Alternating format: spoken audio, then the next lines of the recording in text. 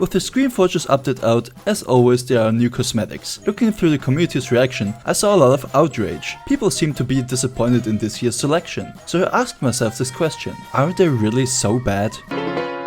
Mr. Dispenser!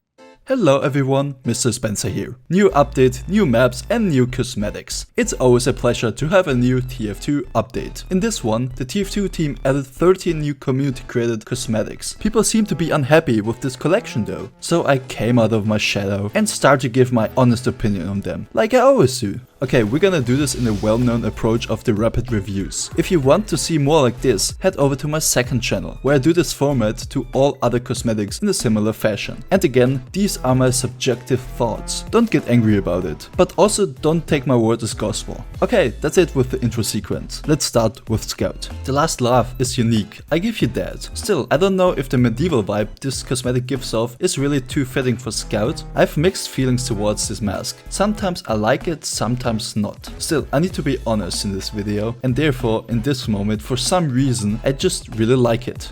The jumping gesture is a typical second part of a set. It cannot stand alone, and that's why I don't really care for it that much. The torso is decently modeled, but come on, there's not too much there. At least the medieval or renaissance theme shines through very well. Alright, let's go over to Soldier. The Warlock's war cloak is awesome. The cape cosmetic really came out of the blue for me and it just fits. I don't know why exactly I find this cosmetic so super cool, but just look at it. This cape feels like the one stereotype where you don't like the packaging of the thing, but as soon as you have it in front of you, it just looks awesome. And that fits for this cosmetic very well.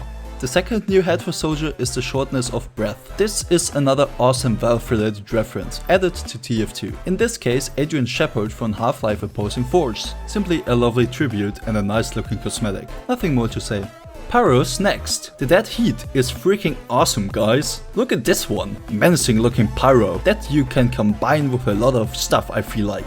This head reminds me a lot of the hard-headed hardware, but more modern and not as creepy as that. Should this have been Halloween restricted? I don't think so. There are way more outlandish heads all year round than this. Yeah, I like it. It's very cool. The splitting headache, on the other hand, is not really my kind of cosmetic. It's nice that the saw blade spins on top, but this concept is, like, just not good. This is basically just what if this thing spins on the Pyro's head. That's all, and I just don't feel like that this cosmetic should be in the game. It feels basic, kinda like the first attempt at a cosmetic, and I don't know, it just doesn't really fit.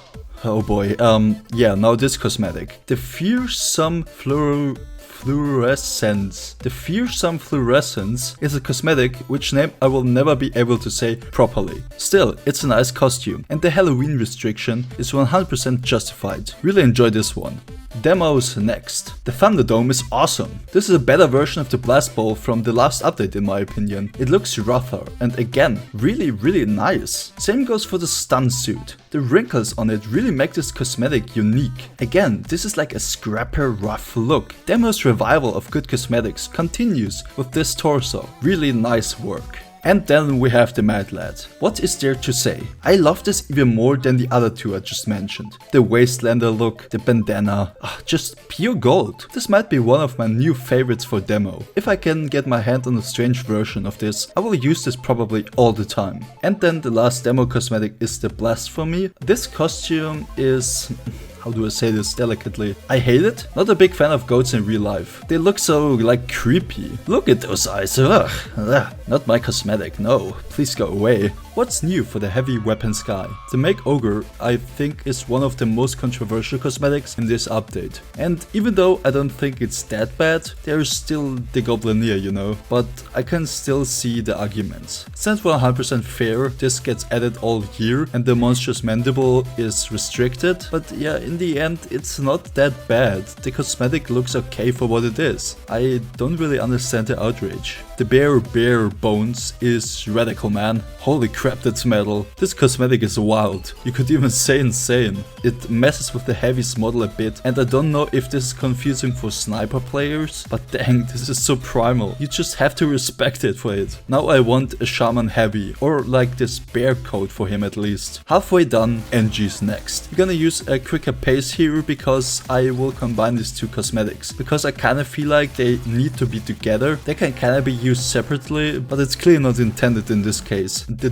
well dynamic, looks goofy, and the Constructor's covers holds up with this. It's so funny that this NG superhero is powered by AA batteries. What is there to say, this model just looks goofy and funny as hell. I like it a lot, even though, yeah, as I said, very comedic. But I guess it works for this cosmetic.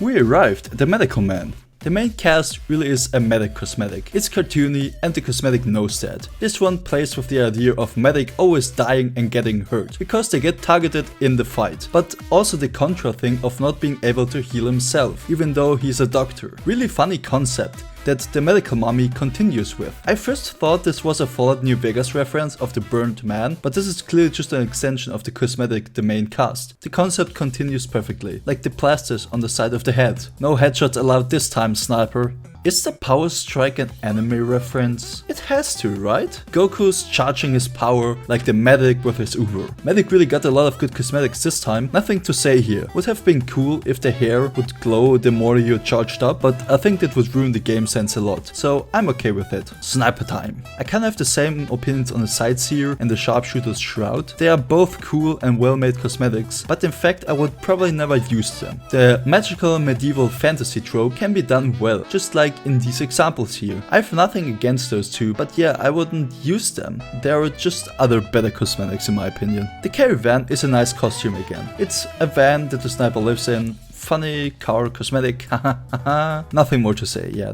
that's basically it. Last one of the solo classes is Spy, and the old prison cosmetics are so funny. I like them a lot. I know a lot of people dislike the classic criminal, and I simply don't get why. This is a return to form for the TF2 cosmetics. Not over the top, just a simple goofy concept. Nothing outlandish. The paint may look a bit much at times, but come on guys, do we really always need to find something to complain about? The concealed convict is simple and effective too. Looks cool, and for once the Spy doesn't get a code, but something more refreshing.